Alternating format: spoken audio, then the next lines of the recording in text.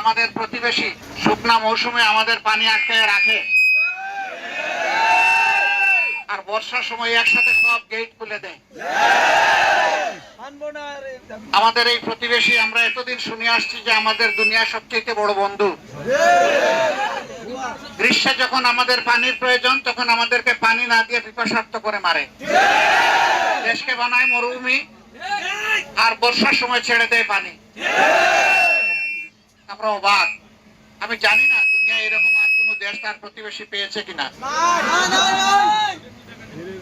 আমাদের একটা সরকার ছিল 15.5 বছর, তারা বলতো যে আমাদের দেশকে তারা সিঙ্গাপুর বানাইয়া ছাড়ছে।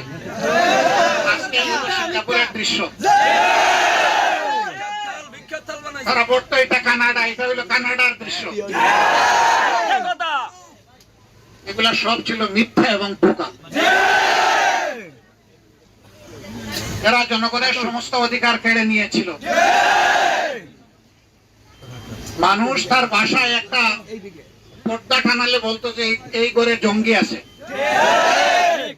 ওদের মাথায়, ওদের মগজে সবসময় জঙ্গি জঙ্গি ভাব ছিল। আসলে আসল জঙ্গি তারা। তারা মাথায় হেলমেট দিয়ে, হাতে মুগুর নিয়ে মানুষের উপর আক্রমণ চালায়। এরাই হচ্ছে আসল জঙ্গি। আলহামদুলিল্লাহ, আমাদের ছাত্র, তরুণ, যুব সমাজ, আমাদের ছেলেমেয়েরা রাস্তায় নেমে বুক পেতে দিয়ে বলছে যে বুকের ভিতর তুমুল ঝড়, বুঝে দিয়েছি গুলি কর। সেই গুলি লুফে নিয়ে তাদেরকে তাড়িয়েছে বাংলার বুক থেকে। প্রত্যেকটি মা বোন, আমার ভাইয়েরা যেন সম্মানের সাথে এদেশে বসবাস করতে পারে, ইজ্জত নিয়ে, দিন নিয়ে, ঈমান নিয়ে, ধর্ম নিয়ে যেন বসবাস করতে পারে।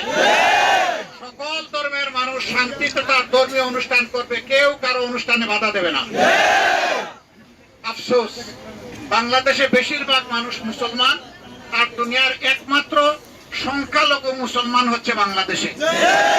সকল ধর্মের মানুষ তার ধর্মীয় অনুষ্ঠান পালন করতো, তাতে কোনো বাধা নাই।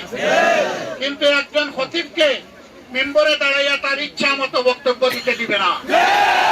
মাঝের মহফিলে মাইক কেড়ে নেবে, তাফসীর মহফিলে বিশৃঙ্খলা সৃষ্টি করবে, 44 ধারা জারি করবে, পুলিশ পাঠিয়ে দিবে, মহফিল বন্ধ করবে। বাংলার মানুষ আর ভবিষ্যতে তা হতে দিবে না ইনশাআল্লাহ। 18 কোটি মানুষের 36 কোটি হাতকে একসাথে আমরা হাতে হাত ধরে বাংলাদেশকে ইনশাআল্লাহ শান্তি, সমৃদ্ধি এবং অগ্রগতির দিকে আমরা এগিয়ে নিব ইনশাআল্লাহ।